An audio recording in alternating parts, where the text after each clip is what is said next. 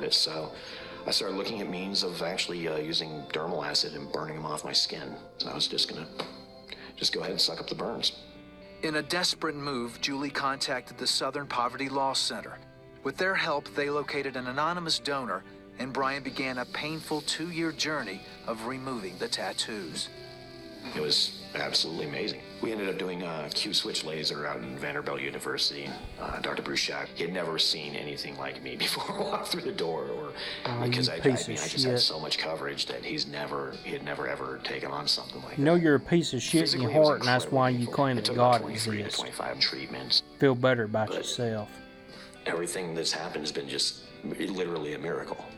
The removal, my family is safe, we are safe, we have a beautiful home, I'm working, and it wasn't my doing. I didn't do any of this, I'm barely a high school graduate, I'm not really anything. I'm a former street kid. God has done just miraculous things in my life, and now I can finally give glory where it's due. I can finally give him the credit. God exists worth a shit. Hey, I just created a professional Wix site for my business. Let's check it out.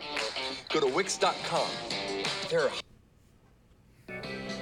His other 2 damn stories better be better than this Blair one. grew up in the inner city.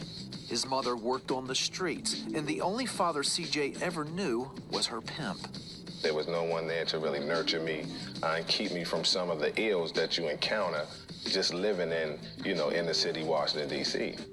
Before long, CJ was selling drugs and running with gangs. My intentions was to get my mother off of a corner.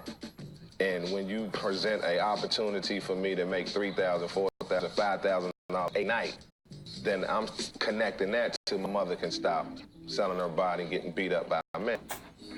But there were some bright spots in his life.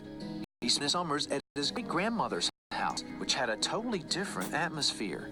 My great-grandmother believed God for everything. I mean, everything. If it was bread, Oh, so she's brainwashed. if it was rent money, whatever it was, she believed it. See So where she this would is line going. me up every night on the side of the bed, and she'd be praying, and she'd be blessing and so forth and so on, and God keep them. And I was like, wow, this woman is serious.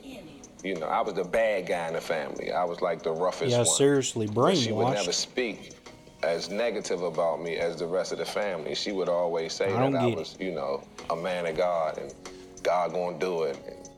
And she spoke that in me. While his great-grandmother had a strong influence on CJ, he wasn't ready to change. I was scared of hell. I really was scared of hell. And my great-grandmother, she really hammered that home. I knew becoming a Christian was gonna take me leaving the lifestyle that I had grown accustomed to. So I wasn't gonna play with God. CJ dropped out of school, and at the age of 13 was arrested for the first time on an assault charge. He spent the next 12 years in and out of jail. Then after serving a 6-year prison term for robbery and malicious wounding, CJ went into the rap music business with some guys he met in prison.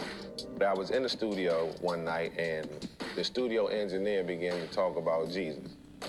He said, if it's a Jesus, and you haven't accepted him, and you die, you're gonna be short.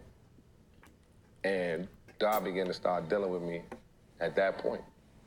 Just a couple of weeks later, CJ was driving home from a major drug deal. And I'm listening to this rap group, and the rap group says that they have platinum currency cards with the mark of the beast on them. When I heard that, something triggered in me. All that talk that my great-grandmother was talking about back then, when I was like 8, 9, here it is now. Wake up! Immediately, I said, There ain't no God. Huh. I'm going to hell. And as soon as fucking I thought that, it brainwashed. was like a Wake up! hit me. My hands flew up, and I began saying hallelujah, hallelujah. And I heard Jesus say, CJ, audibly, like I'm talking to you right now. CJ. You got And I said, schizophrenia? yes, Lord. Sounds And like he it. said, take it out. I popped the tape out the tape deck and started messing with the radio. The guy on the radio said, do you know what miracles are? The radio No guy such thing as a was damn talking to me, miracle. literally. But I knew it was God.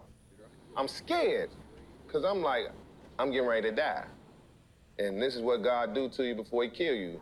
He let you know he was real. So next thing I know, my hand is grabbing the coke and throwing it out the window. The marijuana, the cigarettes, everything that my hands touched, it threw out the window. This is so I fucking remember scripted.